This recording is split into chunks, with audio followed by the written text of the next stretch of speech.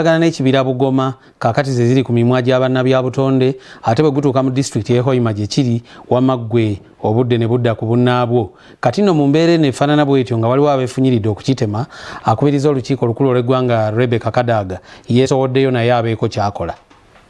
Not the graders, no. Today we don't grade down forest. We don't tell chimpanzees, please go elsewhere. Bannayuganda balemeddeko bagamba nti sibakutula butuuzi batunule nga bannakigwanyizi bakyagenda maaso nekkobaana ery'okusaanyawo ekibira ekya gavumenti ekya Bugoma Forest Reserve mwe baagala okusimba ebikajjo ebya sukaali. Bano beekozeemu ekibiina era bagamba nti bali mu kaweefube ow'okussaawo embeera ezira n'okusibira ekikookolo ekintu kyonna ekinaakolebwayo obutakigula wadde okukikozesa. A loss of a tropical forest is this sugar. This sugar is a symbol of a shame.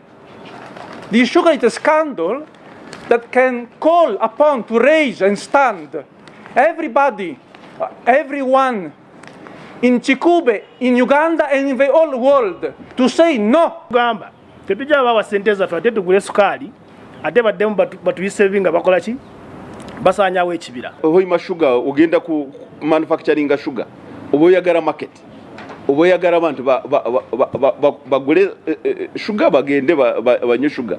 Awo n'okola business.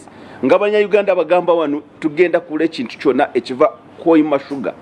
Awo kampani teyinza kugenda mu maaso. Bagamba nti mu kitundu ekya Hoima awazuulwa amafuta ate kibeera kya bulabe okusaanyawo ekibira ekibali kinuuliddwa okusengejja obutwa mu ttaka. Kya buswavu nnyo nti Bugoma gye baagala okutema eri mu Albertine region we twakazuula amafuta.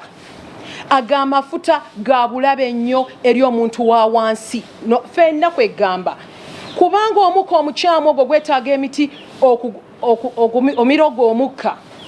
Naye gavumenti w'oba evuddeyo n'etaswala n'esirika nga Bugoma saa zino bali gitema kya buswavu nnyo. Basabye Sipiika Parliament Rebecca Kadaga abeegatte ku lutalo lwe baliko. Give us a proper impact assessment report of that place. Yes, we applaud government that have saved Action Falls. We need the same action to be taken by the lawmakers to protect Bugoma. We've suffered enough loss. We've lost a lot of tree cover, and this has to end with what we've lost. Bugoma Forest Reserve si kyekyoka ekisoose okuba nga kisaanyizibwawo bingi ebizibu bitemebwatemebwa omuli ekibira eky'Amabira Forest, ekyazika Forest Reserve n'ebirala era nga gibuvuddeko poliisi yagobaganye ne bannakigwanyizi abaabadde bazinzeeko ettaka ly'ekibira ennamave nga bano babadde batemyemu poloti bazeegabanyiza nga bagamba nti ettaka lya gavumenti ate nga gavumenti yebo abantu.